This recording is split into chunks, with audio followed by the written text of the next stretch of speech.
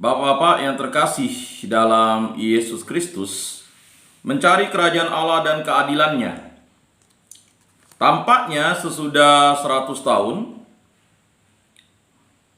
Centesimus Annus, atau Centesimus Annus, ajaran sosial gereja mengubah pengertian kita mengenai keadilan.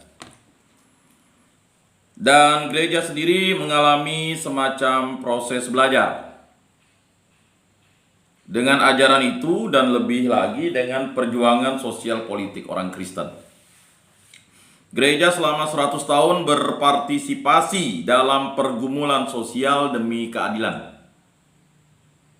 baik pada taraf nasional maupun internasional. Maka dalam 100 tahun Centesimus Annus itu kita bisa melihat gereja berperan aktif dalam proses keadilan. Karena memang semenjak Perang Dunia Pertama, Perang Dunia Kedua, Perang Dingin, dan sekarang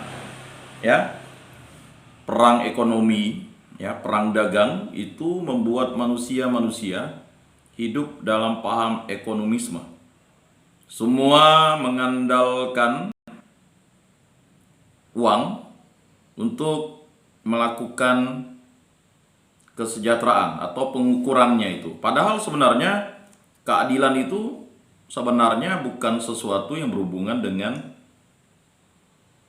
ekonomi saja, tetapi berhubungan dengan bagaimana memanusiakan manusia. Dan proses belajar itu tampaknya masih berlangsung terus. Jadi di mana kita tetap harus belajar untuk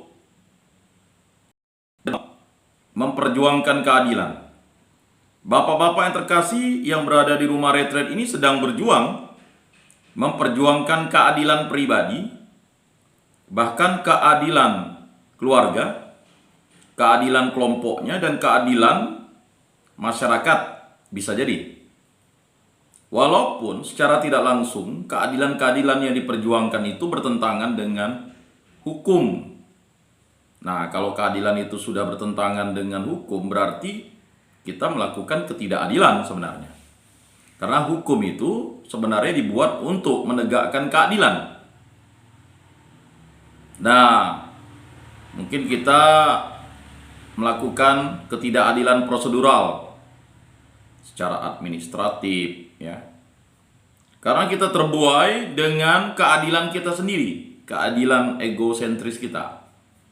Jadi adil menurut kita itu adalah menggunakan alam secara optimal, menggunakan sumber daya secara optimal, mengeksploitasi orang, atau melakukan tindakan-tindakan yang membuat ketidakadilan itu kepada kelompok atau kepada orang lain.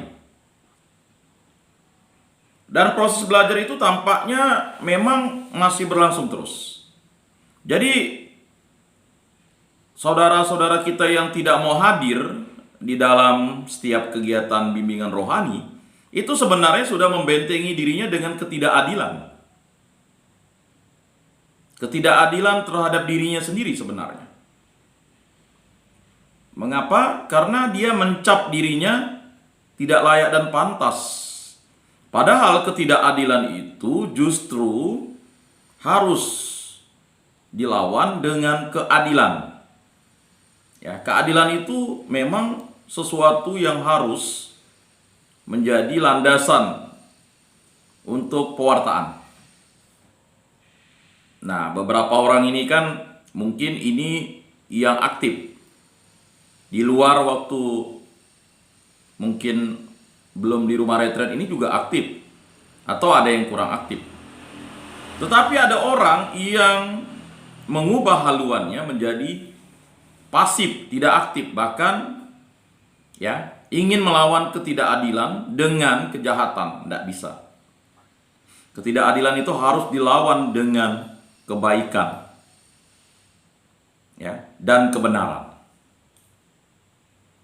Karena kalau ketidakadilan itu dilawan dengan peperangan, akibatnya pasti akan muncul balas dendam. Nah, ini yang harus diperjuangkan oleh bapak-bapak sekalian. Jadi bapak-bapak ini memperjuangkan keadilan dengan cara bapak-bapak dihajar dan diajar. Nah, ada lembaga sosial, lembaga negara, dan lembaga agama.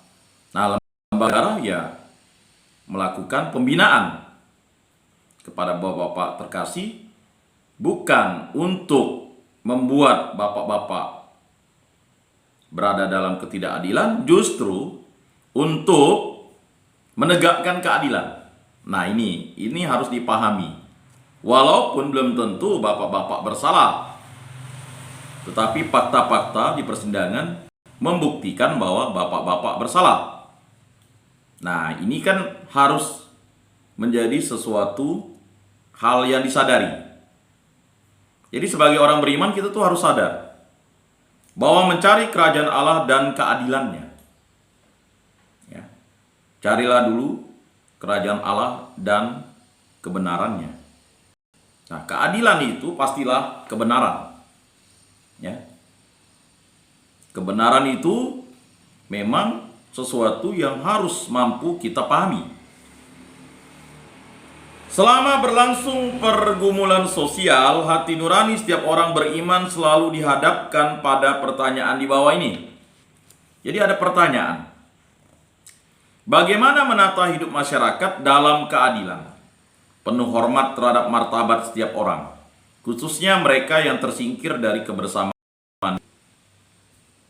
Jadi ketidakadilan itu bapak-bapak perjuangkan dengan sesuatu yang keliru atau melanggar aturan, untuk memperjuangkan mereka yang tersingkir. Tetapi akhirnya kita memanfaatkan itu atau melakukan tindakan yang justru membuat mereka yang tersingkir itu hidup sengsara atau membuat ketidakadilan. Kemudian pertanyaan berikutnya, bagaimana keadilan